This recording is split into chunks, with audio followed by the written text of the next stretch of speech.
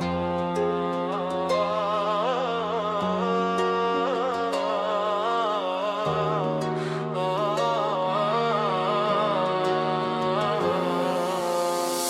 başında duman oldum, savruldum. Yol bilmeden gurbetlere yoruldum. Bir sıcak ses aradım da bulamadım. Ana diye diye içimde darıldım. Ellerim üşür gecenin ayazında. Bininli çınlar hala kulağımda. Başımı koyacak dizin nerede, kaldım sensiz kaderin ortasında.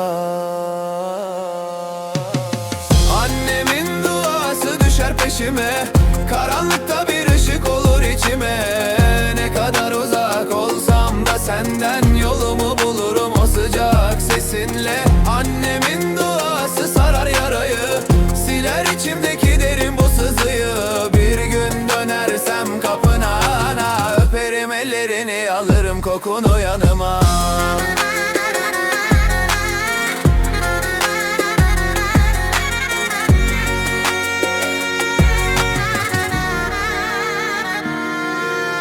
Bir tas çorbanın hasretiyle yanarım. Bir oğlum değişine canımı adarım. Dünya yükü ağır gelir omzuma. Senin bir sözünle yeniden doğarım. Yollar uzun, gönlüm yorgun ama umudum sensin her gün. Bir dua et yine benim için, kayıp kalbim yolunu bulsun. Annemin duası düşer peşime, karanlıkta bir ışık olur içime.